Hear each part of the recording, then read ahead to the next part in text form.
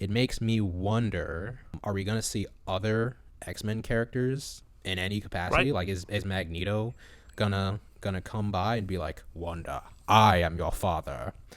Or,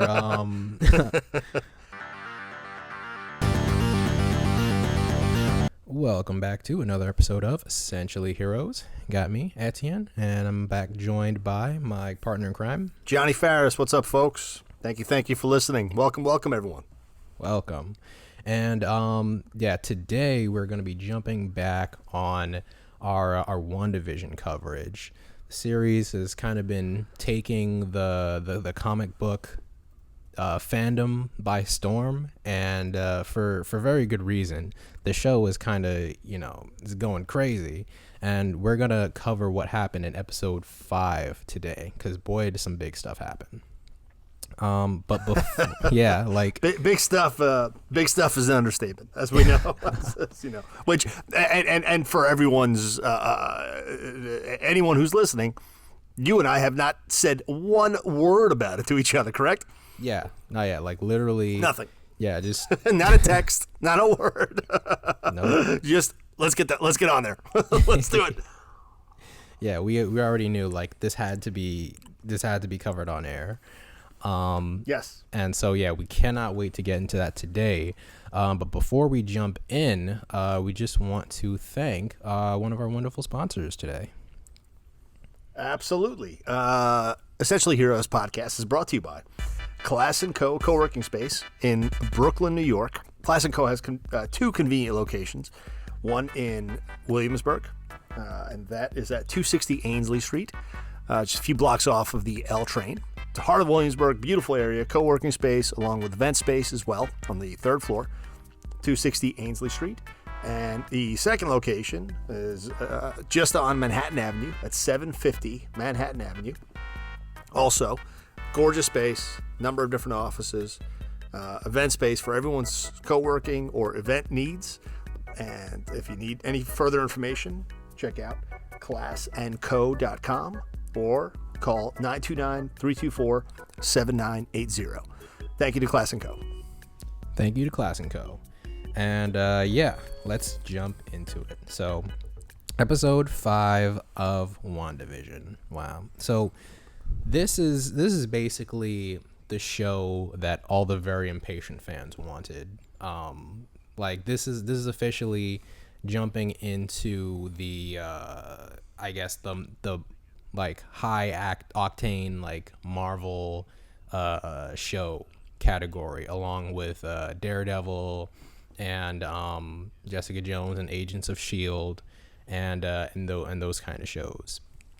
And I just think that it's so cool how they've managed to just really start dropping the goods at episode 5, which is basically in the middle of the series, because the series is 9 episodes long, and at least to me it didn't feel any worse for the wearer, as opposed to like for a different series where you kind of see shows where people are like, oh well, it gets good at this episode, and you're like, yeah, I'd rather not watch that in that case, or I'll just skip to this episode. But with WandaVision, you don't get that feeling, I feel like.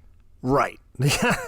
Not at all. I'll be honest, the first episode, second episode, even the third episode, episode 4 is when they break the world, right? Is when you get to Maria Rambeau. Yes.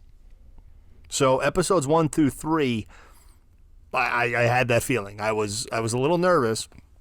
As much as I enjoyed it, as much as I enjoyed the aspects, the story, I'm seeing these two characters in a world that they haven't had a chance to live at all in all these movies, and we haven't been able to see that unless you read the comics and you actually get a feeling of what it is to see these characters in anything other than fighting to save the Earth.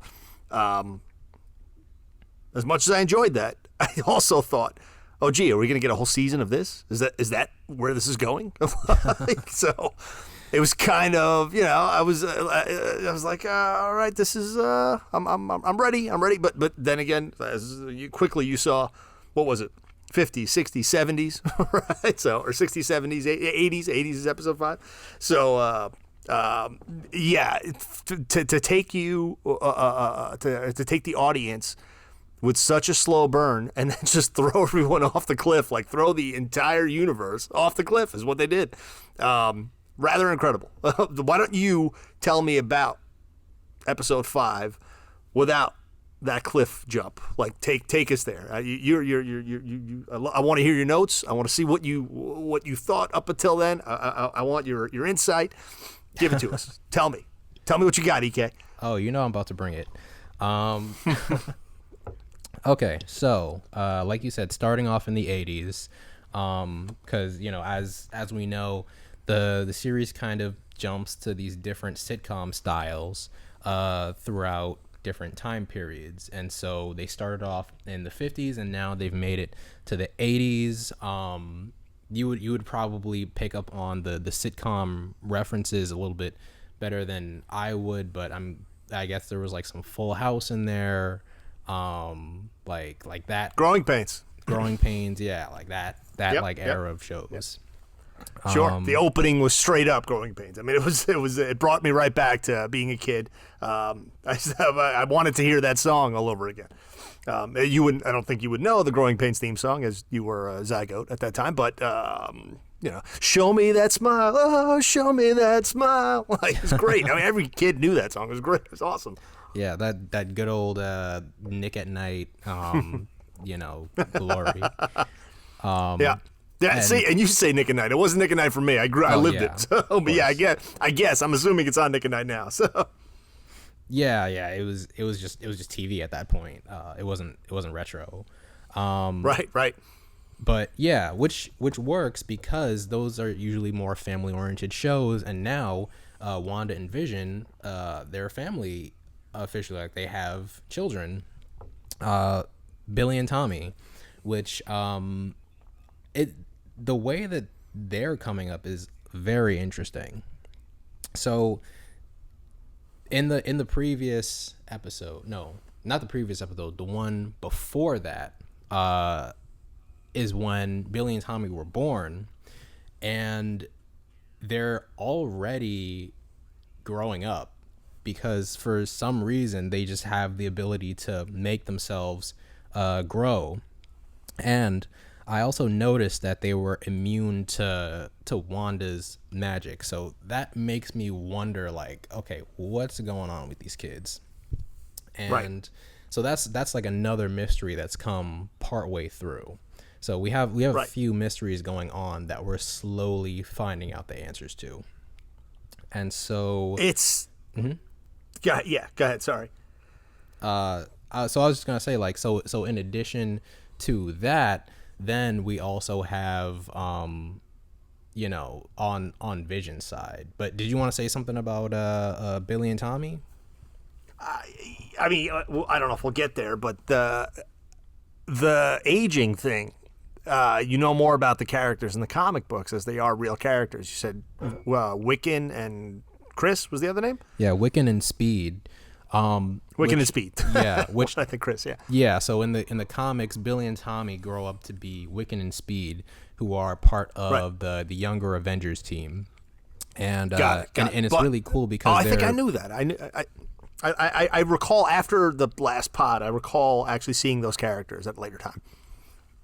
Yeah, they're kind of picking up some steam, and they have their own like fandom now because they've been through a lot of like really interesting scenarios, and it's also cool because they're kind of like they're basically Wanda and Quicksilver, because Wiccan's powers are like Wanda's. He's a magic user, and Speed, I mean, you can guess what his powers are. Of course. Yes, the second coming of Quicksilver. Yes, and very cool.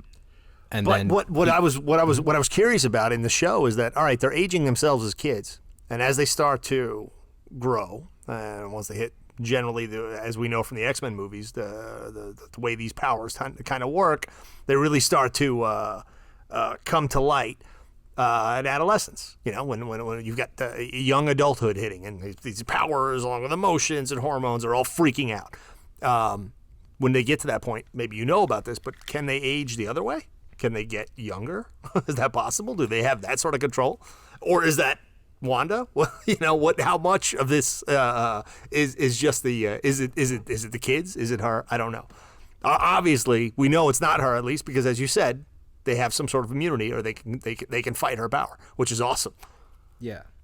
And then also, in this case, I'm just wondering how it works with them just as people, because also in the comics, Wanda had to go through a few hoops just to like get them souls, because originally they didn't even have souls because she just made them. And in this episode, I'm not a fan of that, but go ahead. Yeah, I was thinking, as I let our pod last week marinate a little bit, I really am not a fan of creation of a being. Like even as comic books, it's there's so much power that's wielded by so many of these characters. For me, I want a limit. Yeah, I know Thanos can snap, and he's got the gems, and he's got the gauntlet, and he can take out half the universe. It's fascinating, and where does it? But again, it was only half. Like, he didn't take out the entire universe and recreate it, because we know some characters want to do that. But I think for me, the power of creation by itself, creation of a full being, and then I'm curious about those hoops that she had to go through to get the souls. I get that, and I understand those characters as well. It makes me think of a few different characters who might come to mind that she would talk to, both villain and superhero. So yeah, it's cool. I like the storyline, but I just don't like that aspect of it. Yeah, in terms of Marvel, death and and stuff like that is very loose. Like death, it might. I think the quote is like, for the X-Men, death is like a revolving door. It's like, sure, they can die one day and then be back the next. And then as far as like creating life, I mean, look at Vision. Is he alive, or is he like a machine, or like? So at least as far as the MCU is concerned, I don't think they delve that deep into it, but he probably has some more I guess context as far as the comics go. But by the way, that is something that one of my favorite absolute visuals in this series thus far was something we didn't comment on, and I forgot to because we had so much to talk about. But was it episode 4 when? I think it's after the kids are born, and everything in her mind is that she just throw out. She shot Rambo out of the world, and then Vision comes home, and he's that like cadaver of a body, like moving body with the hole in his head because the stone's gone. He's all gray. Like that was visually shocking when that happened. I was like, I loved it, and I wanted to mention it, but I didn't write it down. You've taken copious notes on this. My notes are scattered a bit, but I forgot to mention that. I loved it so much. Yeah, no, I was definitely gonna get to that because they do cover that in this episode as well, which is really cool. They give you some more context to exactly that. But my next point actually was Vision. So with Vision, he finally sees through the charade, through the play, and things kind of start to pick up on his end. So he was slowly grabbing like the breadcrumbs along the way up until now, and then now he's like fully aware. Like he is he knows what's happening, and he knows that Wanda is behind it, and she can't hide it from him anymore, or at least not without wiping his brain or something, which I doubt she wants to do. But I don't know, who knows, with the way that she's been going, she might end up doing that. But yes, with Vision, at his office, the guy, well, it actually starts at their house, where their neighbor, she kind of like forgets her lines a little bit, and then he's like, what the hell was that? And then she's like, it was nothing.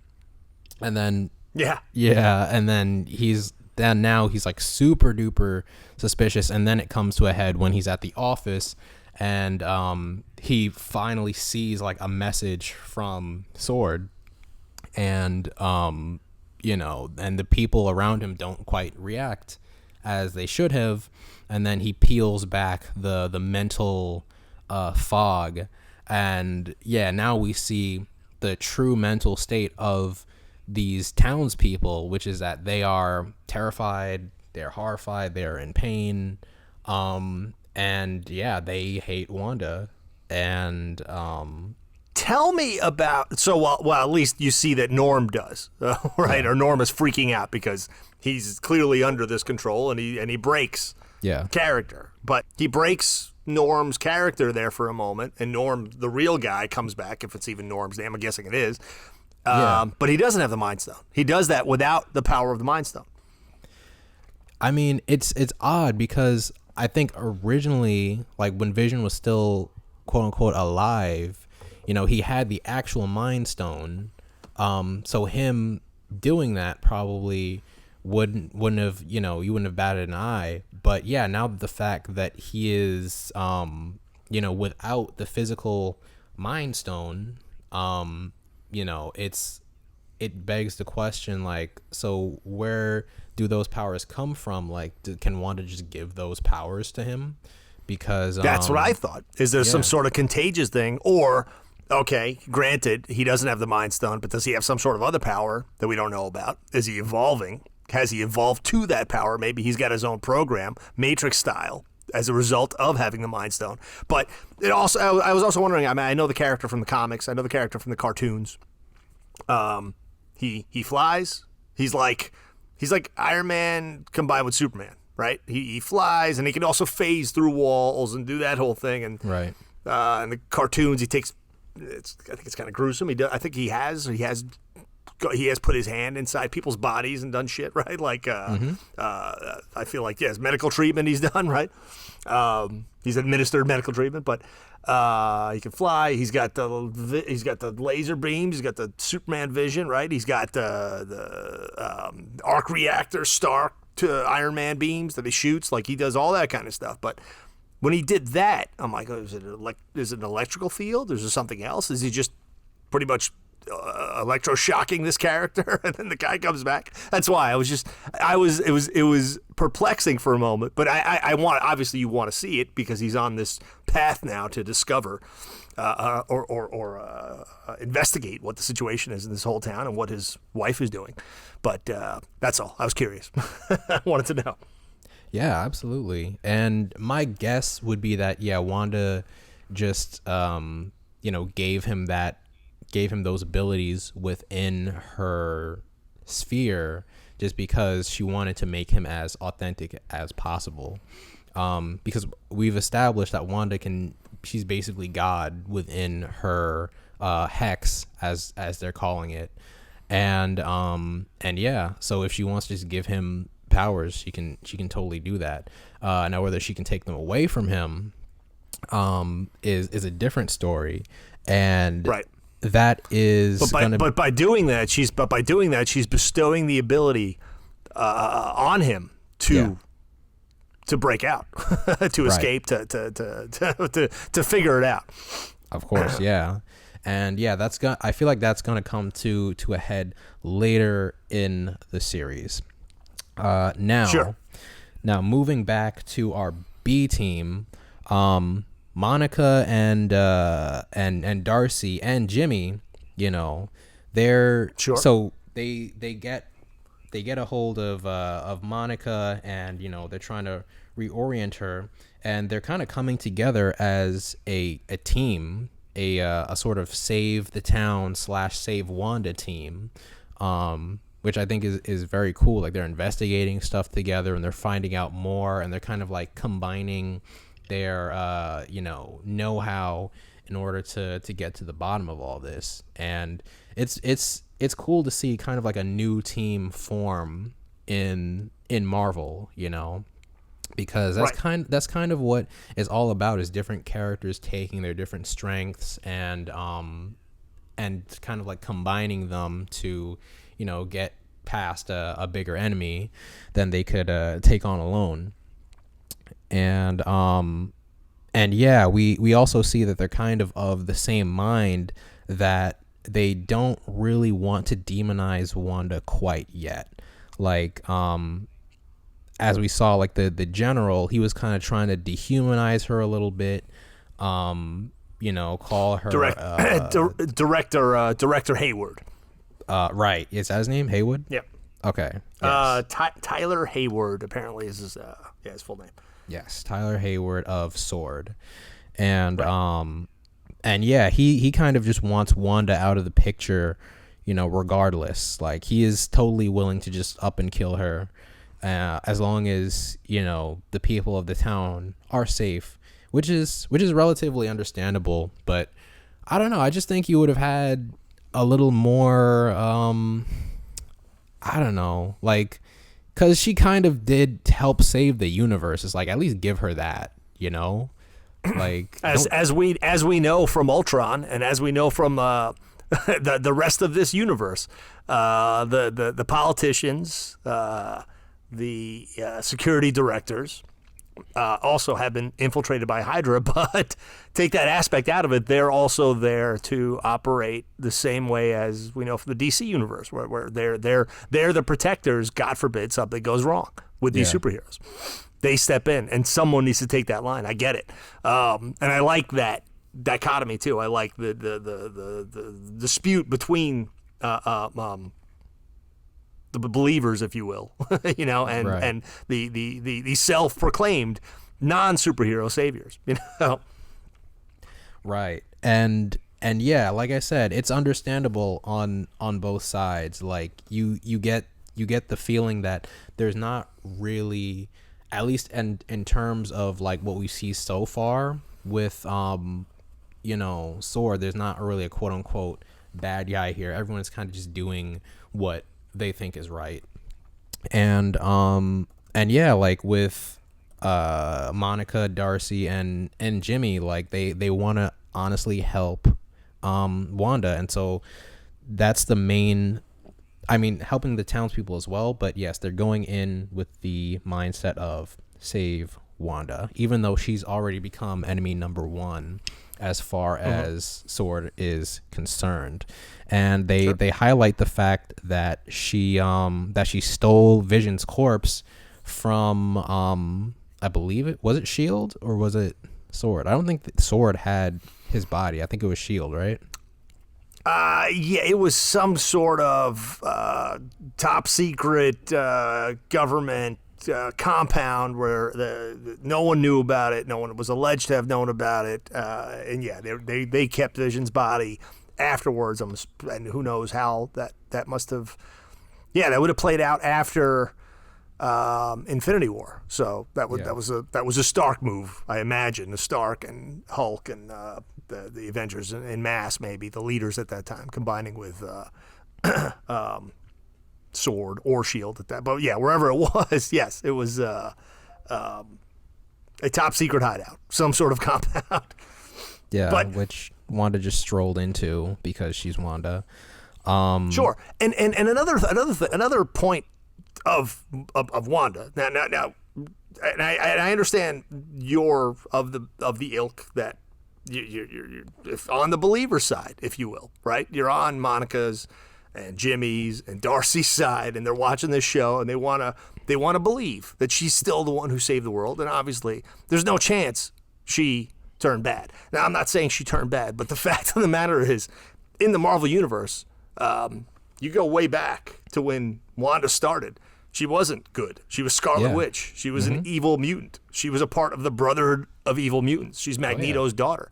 I mean, she's bad news. And yes, she turns and things happen over the course of this, her history and the comics and the stories. And yeah, as we talked about, she also gets to a point where she eliminates the mutants on the planet. I mean, she is not just extraordinarily powerful, but can be super bad. It can be ridiculously bad.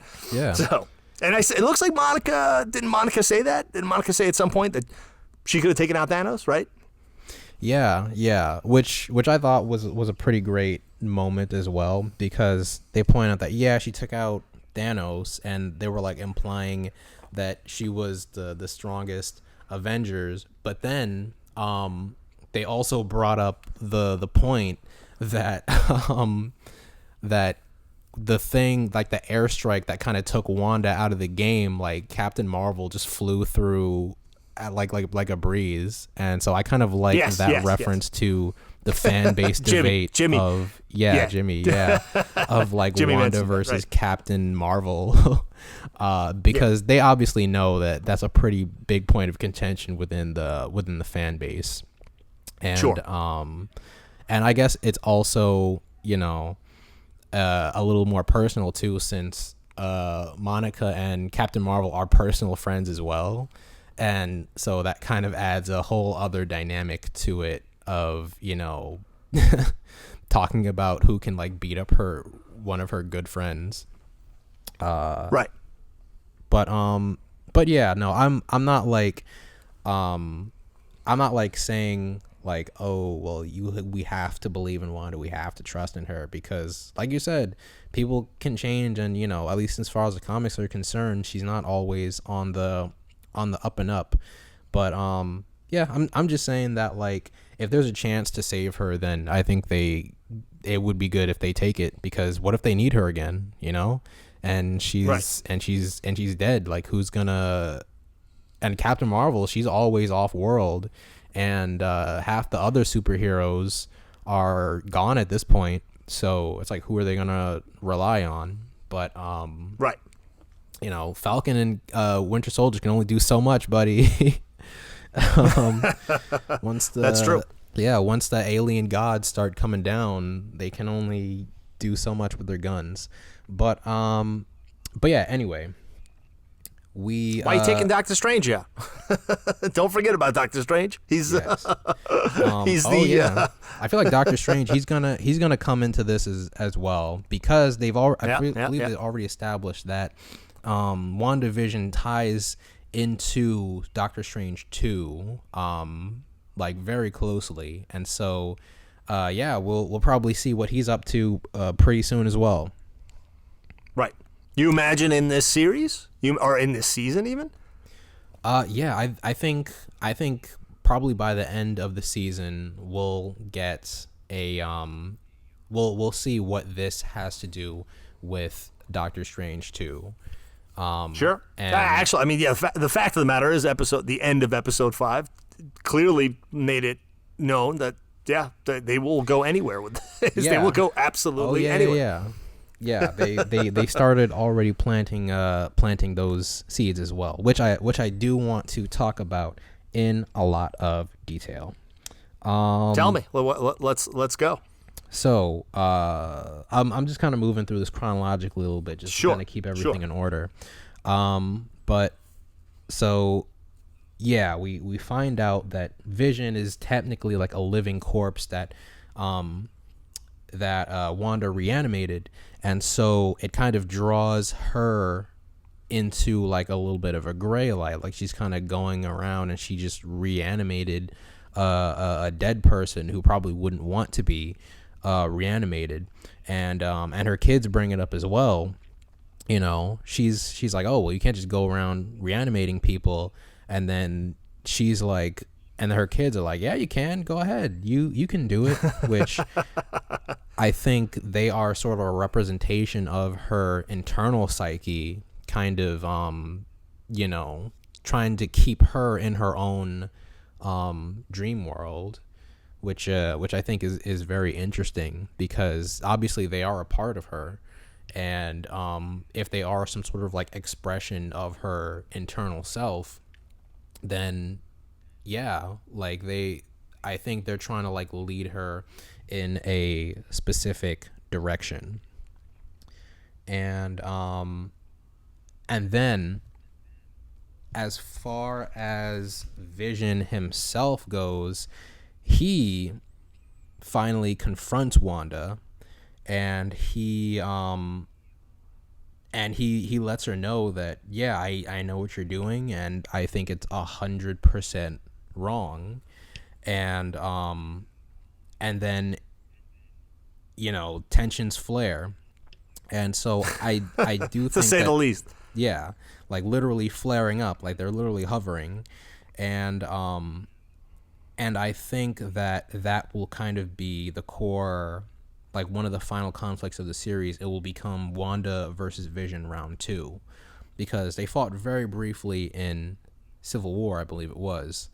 But yeah, I think this is where they will probably end up fighting for real. Like, I think that Vision will probably end up, joining S.W.O.R.D against Wanda, and then, she'll have to fight all of them, which she won't want to do, but she's going to have to. And just really decide who she wants to be. It's an interesting thought. That's an interesting theory to that Vision would immediately correct if A, I guess he remains alive, and then B says, okay, well, Wanda's the clear villain here, or at least she's gone astray, and I'm going to I'm going to join the team to take her down. I see it going. Maybe I'd rather see it go the way of Superman in Justice League, where what does the Flash say? Pet Cemetery. Like, he realizes shit is bad, and he's gonna go, and he's not gonna be happy. He's gonna discover the emotion of anger now, which he's already discovered, but he's gonna take it a step further and realize that she's brought him back to life against his living will, which he had a will, which was fascinating. That's so cool that he actually. It's great that this cyborg robot synthezoid being with the Mind Stone had the wherewithal to say, "Oh, you know what? I don't want to become a weapon. I don't want to be exactly what she's doing to me." Yeah. I mean, at least she hasn't turned him on anyone else at this point, but it's getting dangerously close to that territory. And yeah, we see Wanda becoming the villain in each episode. Like, we saw the hints of it, as episode 3 was progressing, and then in episode 4 as well. And then finally, we see Wanda, they launch the drone into the Hex, and they try to communicate with her, and she does not react to it well at all. And as a matter of fact, she confronts S.W.O.R.D, and she makes it very clear that she has no intentions of stopping. She has no intentions of compromising, and that if they keep trying, that she is going to kill them, like 100% kill them, and that she has the power to do it. And I was like, wow, Wanda, like, I understand where you're coming from, but you are literally the villain right now. And and they even say, like, originally they weren't sure if Wanda was the victim, but now they know that she is the one who's in control, and she's making all the choices. And I think they chose the director there chooses an interesting word in that point. He doesn't say she's the villain. I think the line specifically was, no longer is she's not the victim, she's the victimizer. Or is she the victimizer? I can't remember exactly at that point if it was before or after she had come out. But I like that. I enjoyed. I don't even know if it's a word. I'd hate that grammatically, but it worked. I believe it was, and yeah, he very clearly, like, sees her in a very specific light, and even to the point where he was like, before asking if she had like a superhero name that they had established or something like that before. That's right. That was cool. Which I was like, are they gonna like nickname her Scarlet Witch? But no, they don't do it. Not yet, at least. But yeah, I did think that was very interesting to like see the character take it that far, because so far we haven't really seen our heroes kind of explore the moral compass. The closest we've seen really is with Tony, because we've known through the MCU that Tony was kind of always like one bad day away from becoming a villain. But he never did. He course corrected and he went the right direction.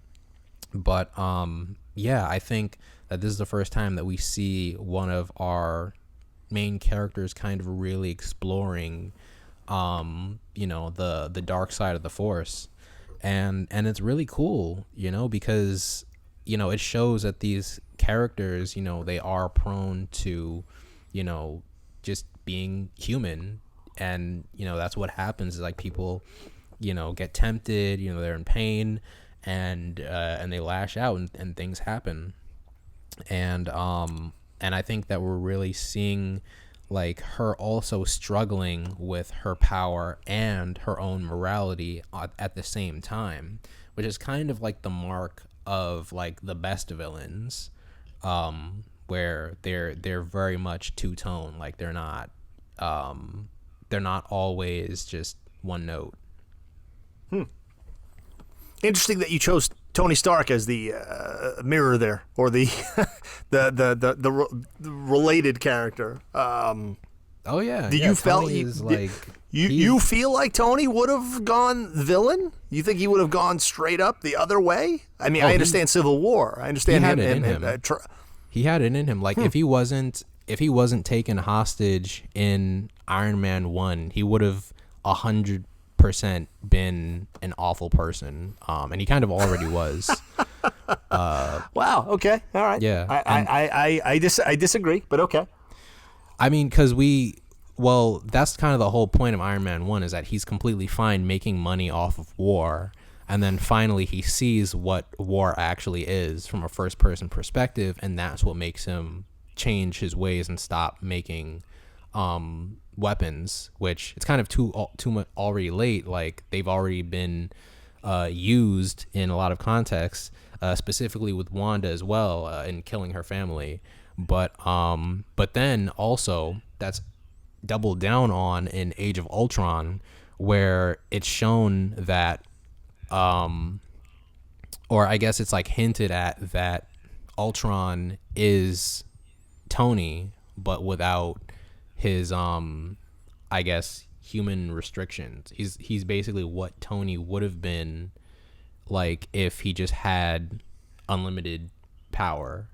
And then also we kind of see Tony kind of being not a villain, but sort of like lawful evil in Civil War, where he basically goes after the Avengers when they don't quite agree with him, and so but again, he's taking that side I was talking about before. Yeah, he's taking the government side. He's weary of the powers he's honestly Batman with a suit, right? Yeah. He's Batman with that iron suit. So and the Bat in DC world, I love going back to it, as we know, but he's the guy that looks out. We know the movies, we know the stories where he protects against the entire Justice League. Because he knows shit could go wrong.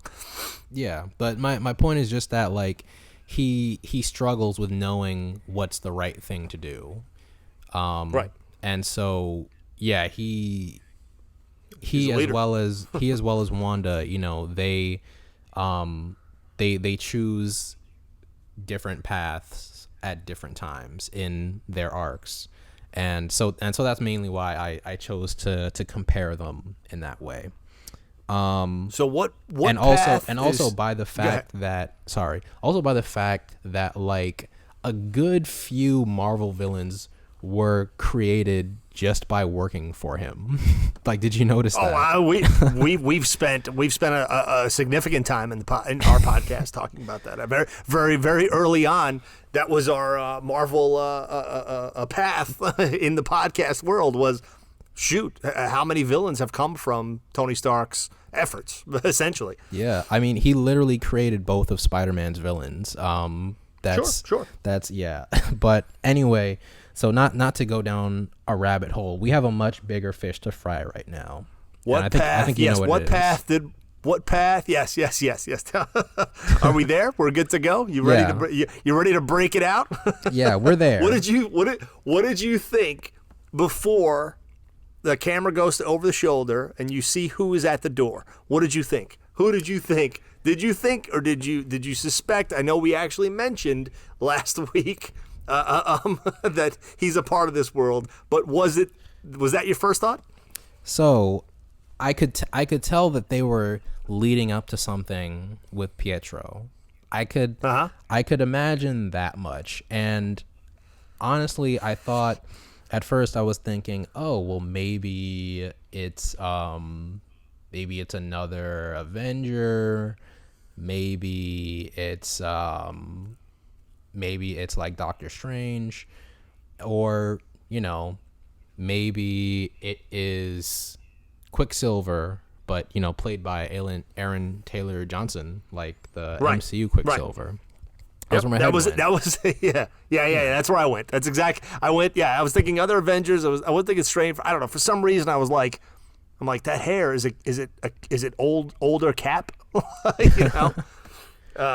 then I was like, holy shit, it's Quicksilver. But I didn't think Evan Peters. Now we know. Yeah.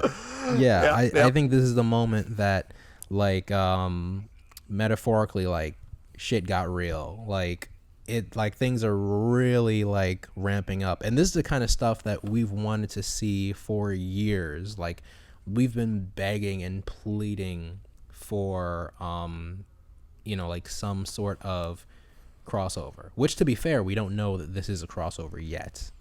Like, we don't know that this is the same Quicksilver as the Fox movies, but we can just go off of, I guess, logic and common sense and say that, yeah, they want us to know that this is the same guy, and they're creating this, like, pathway into the Foxverse. They're opening the door. Exactly. Yeah. They're opening the door. Yeah. I completely forgot, by the way. I Beginning forgot. Of an era. Sure. What I completely forgot about in Ultron was when Tom Holland, that Spider-Man, was 15. When was Civil War? I don't even remember what year that was, but 14? It was a 15? I think it was 15. 2016 or 17. Right. But before that, Ultron comes out. Now, Spider-Man is Sony. We all know that, right? Mm-hmm. So, and just to give a little bit of backstory, because this has always been one of the most confusing things, but the reason why we're here now is because Marvel now has the rights to all the characters that Fox had, that 20th Century Fox had, that being the X-Men, the Fantastic Four as well, but not Spider-Man. But what I completely forgot, I mean, we can get to that in a second, but I completely forgot that in Ultron, they shared those rights, which is why you had two Quicksilvers. You had the X-Men Quicksilver, and you had Aaron Taylor Johnson. But I'd be willing to say, I'm. Is this hope? I don't know. Is this for me? Is this there's some connection to the production, to the storytelling, to the phase that Marvel is in here, to what the fans are screaming for, as you can see. I love it. There's a part of me that has always hated that as a storyteller and as a filmmaker. I don't want. There's fans. You got to eat it. That's it. Take what you like. Take what you don't like. You're not the ones writing the story, but I do. It is cool when in that moment, you do give that nod to Captain Marvel's the strongest. Scarlet Witch might be the strongest actually. Like, that is cool for that stuff. But in this moment, I have a feeling, I hope that this is not just the door to the Foxverse, or as you're saying, we don't know yet if this is the Quicksilver from that universe. Even Darcy says it, right? She's like, she recast him, which was fun. That was a cool little nod in and of itself, Deadpoolish, if you will.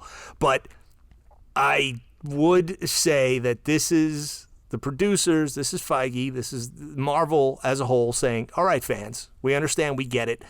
There's enough of you out there that love X-Men, and we're going to give it to you. Because up until now, I thought they're going to rewrite everything except for Deadpool, as far as I know. As far as from and I don't go down too many you can just do an infinite deep dive into a rabbit hole of rumor on the internet when it comes to this stuff. But of what little bit has been said, what little bit of tweets, what little articles here and there from somebody in the know who knows somebody else, we're keeping Deadpool. Everyone else gone. Except for Logan. They'll pretty much do anything they will. They'll give Hugh Jackman $1 billion if he says so right now. But it's on him apparently. But yeah, I hope this is them saying, all right, we're good. X-Men, they're coming. They're going to come in some way, shape, or form, and here's a door. So yeah, and I think this is the perfect way to do it because I think a lot of people were off-put by the fact that they had two different versions of Quicksilver and then only one version of Scarlet Witch on the big screen, and they were like, well, I guess he had a sister in Days of Future Past, but then they really didn't do anything with her, and then that universe kind of just ended, and people were left like, well, Quicksilver was great, but then we're kind of hoping for more. Like they barely even touch on the fact that he and Magneto are related, and so right. And so yeah, this is definitely something that they needed to do to kind of re-spark interest and hype, and kind of give those characters like the redemption they deserve. And aside from that, it makes me wonder, are we gonna see other X-Men characters in any capacity? Right. Like is Magneto gonna come by and be like, Wanda, I am your father? Or is it gonna be what is it? And Wanda established that she has no clue what's going on. Like she did not invite him to the party. So there's something bigger going on that she doesn't know about. And the question is, what is that? Is it going to be like whatever Doctor Strange goes up against in his movie? Or is it a byproduct of that? Or is it Mojo messing around with the timelines, which I still hope it's a Mojo. You are hoping. That is your Mojo's your lucky charm. I don't listen, I'd love I'm putting that. My chips on Mojo. Yeah, I'm taking it out of the Cosmic Cube at this point for me. It's no longer the Cosmic Cube. You don't have Baron Zemo. There's some X Factors happening here, but that'd be awesome if it was actually the X Factor team. But I'm just thinking about what Magneto coming into this would be like, and I would be fascinated. He's one of my favorite characters, and to see him have that conversation with Wanda Maximoff, his daughter, it would be she's you're a mutant, and we are the future, and you take a town in New Jersey? We could take London, Paris, Berlin, today, tomorrow, and you're here in this one little town. What is this? Let us leave this place. That would be so amazing. Like I just look forward to seeing, because I do think that they are going to bring back that core cast, and so if we see it here or if we see it elsewhere, that leaves much to be seen, because I don't think they're going to throw the whole load on this. I think they're going to spread it out a little bit. Sure. They're going to wait until Doctor Strange 2 to really throw everybody who knows into the game. Yeah, how many seasons of this now? They got us hooked. That's it. This is it. The whole world is now set to potentially connect. Yeah. Except for Spider-Man. So just to circle back to that, by the way, I know he's not a part of this, at least not now, and in the multiverse, Doctor Strange, yes. And then Spider-Man's going to open up a whole different world of universes, apparently, but they have the rights to use him. They don't have the rights to make a Spider-Man movie. So Sony makes a Spider-Man movie, and it's got to have Marvel's input. That's apparently how it went down. So Marvel just got enough money to make the offer to Fox and say, here's an offer you can't refuse. We're going to own Professor X, Wolverine, Deadpool, and all the other guys. But Sony was like, no, we're keeping we're holding on to our lucky chip.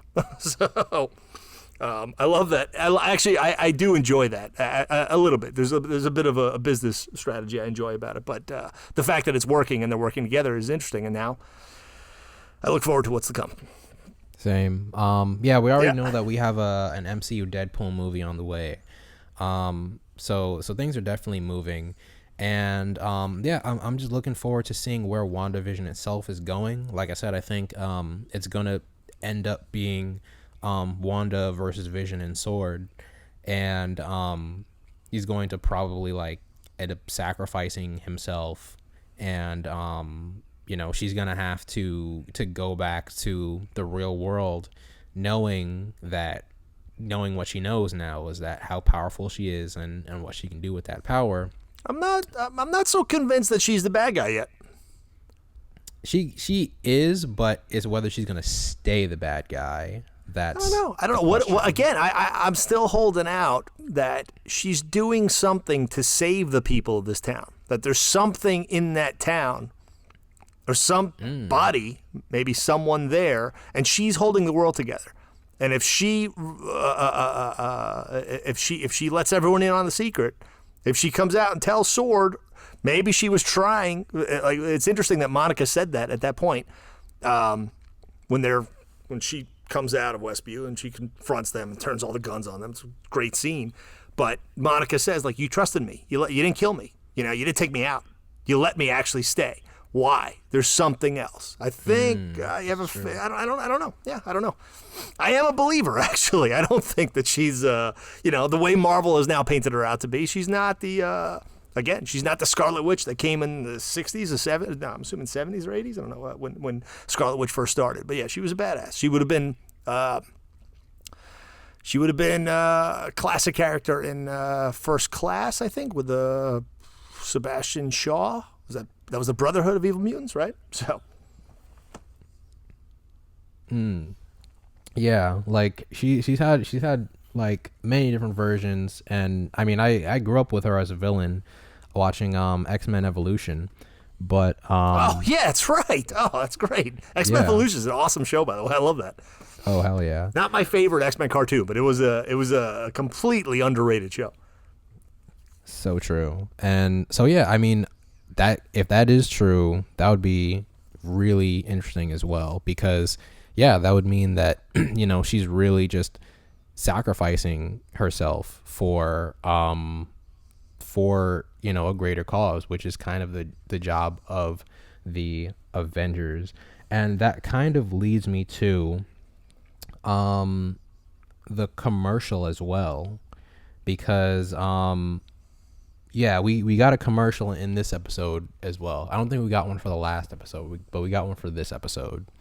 And of course, it's another reference to a specific moment of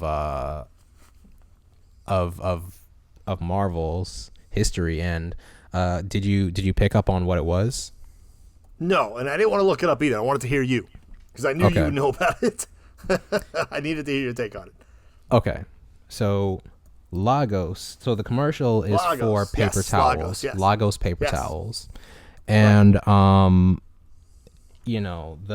lady, she's cleaning up messes, and it's typical paper towel commercial.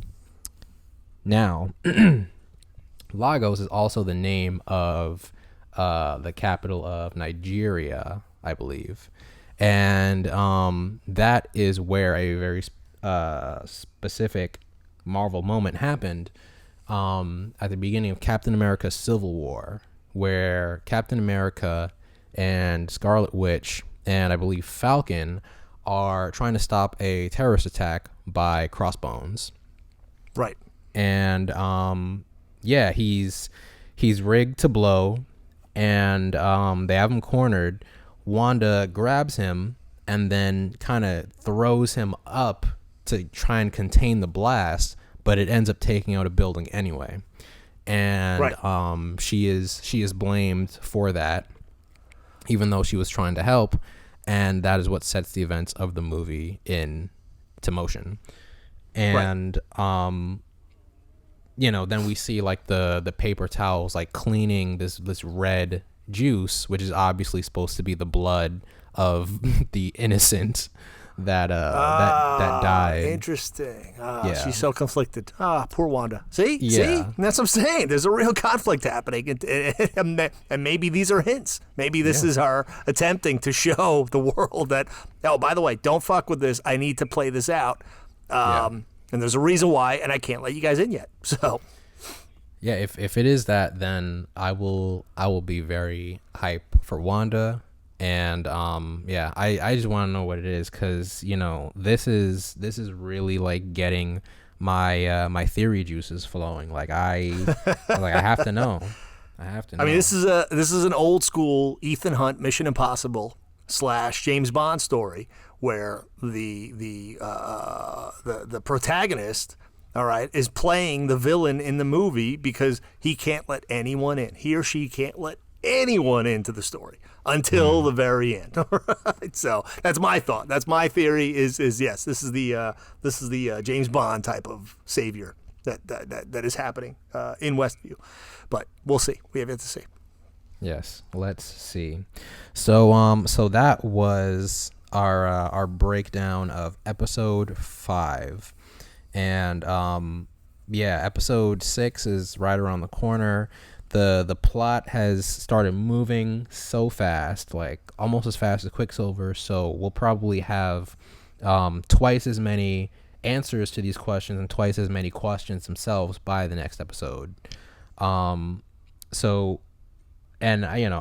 been trying to keep up with everything that they've been planting, like all the seeds and through lines and mysteries, and if I missed one, please feel free to let us know down in the comments below, and also let us know your theories and like just what you want to see as well out of WandaVision. And we covered episodes 1 through 4 all together in the last video, and this one is also turning out to be just as long as that one, so that should tell you like how deep we went into this one.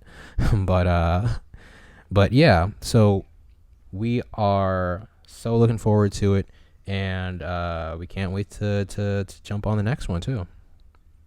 Yes, please stay tuned, folks, for the rest of our coverage of WandaVision. And we've got more Marvel. We got more Marvel podcasts coming up in the very near next month, potentially. Oh, yeah, big time.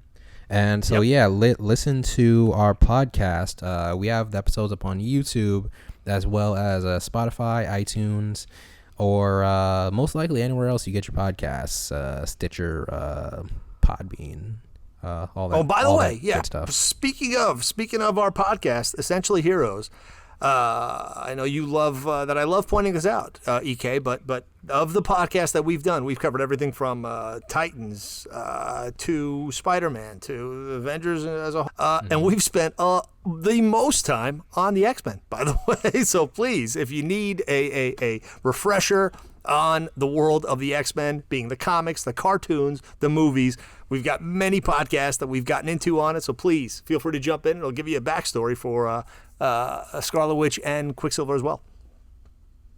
Yes. And with that, we are out of here. Thanks, guys. Stay tuned.